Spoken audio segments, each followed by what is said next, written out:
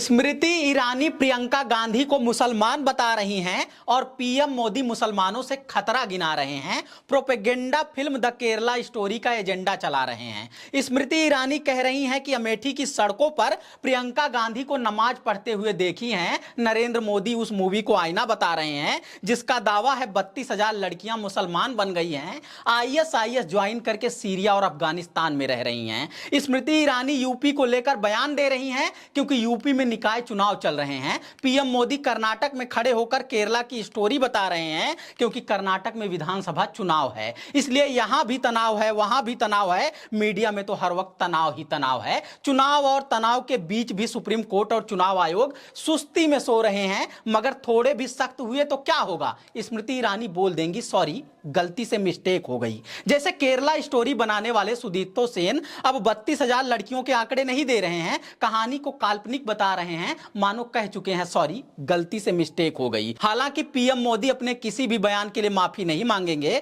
क्योंकि उनका कद इतना बड़ा हो गया है, इतना बड़ा हो गया है कि चुनाव आयुक्त और जज सोचेंगे कि कहीं हमसे ही तो नहीं कोई मिस्टेक हो गई। मिस्टेक किसकी है इस पर विस्तार से बात करेंगे, मगर उस साजिश के बारे में जान लेते हैं जो मुसलमानों के खिलाफ लगातार चल रही है। नेता और मीडिया क्यों हर बात में हिंदू मुसलमान कर रहे हैं? ऐसा करने से कौन सी पार्टी फूल रही है, फल रही है? नमस्कार, मैं समर राज बोलता हिंदुस्तान में आपका स्वागत है। शहरी उत्तर प्रदेश में निकाय चुनाव चल रहे हैं जिसकी रेंज में 4 करोड़ से ज्यादा मतदाता आते हैं। कर्नाटक में विधानसभा चुनाव चल रहे हैं जिसके तहत 5 करोड़ से ज्यादा वोटर्स को वोट देने हैं। मतलब 2 मई से लेकर 11 मई तक 9 दिन के अंदर 9 करोड़ से ज्यादा मतदाताओं को प्रभावित करना है, इसलिए तरह तरह की कोशिश की जा रही है। मंच पर से सांप्रदायिक बातें की जा रही है, टीवी और अखबारों में सांप्रदायिक खबरें चलाई जा रही हैं। प्रधानमंत्री भड़काऊ बातें कर रहे हैं, उनकी मंत्री भड़काऊ बातें कर रही हैं। हैरानी है कि महिला एवं बाल विकास मंत्रालय के साथ साथ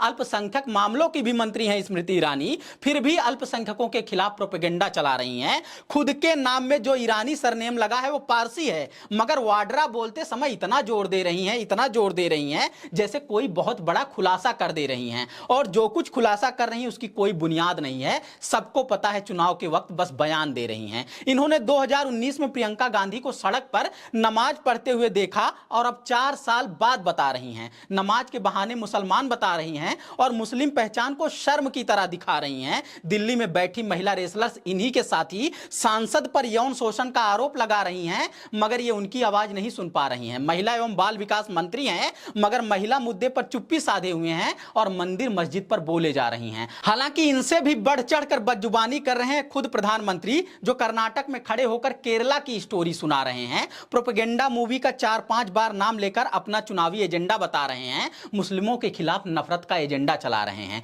मूवी के टीजर में एक लड़की दावा करती है कि केरल से जाकर आईएसआईएस में शामिल हुई और उसकी जिंदगी नरक हो गई। इस तरह की वो अकेली पीड़िता नहीं है, पूरे केरल से 32,000 लड़कियां इसका शिकार हो चुकी हैं। मामला जब अदालत पहुंचा तो 32,000 का आंकड़ा पूछा गया। फिल्म मेकर ने कह दिया कि आंकड़े के बारे में कोई सबूत नहीं है, इसलिए फिल्म से यह हिस्सा हटा रहे हैं, हम तो एक काल्पनिक स्टोरी दिखा रहे हैं। मतलब जिस मूवी के नाम पर देश भर में लव जिहाद का डर दिखाया जा रहा है, मुस्लिम विरोधी एजेंडा चलाया जा रहा है, चुनावों में मंच से भुनाया जा रहा है, उसे अब काल्पनिक बता दिया गया है। अफवाह चारों तरफ फैल चुकी है, माहौल चारों तरफ बन चुका है। मतदान हो जाने दीजिए, फिर कह दिया जाएगा गड़े मुर्दे मत उखाड़िए, अब हमारा काम हो गया है। मीडिया और सरकार की साझा कोशिश सफल हो गई तो मोदी मैजिक कहा जाएगा, हार गए तो कहा जाएगा ये चुनाव सीएम बोमई के चेहरे पर लड़ा गया है, या फिर येदियुरप्पा की वजह से ये नतीजा आया है।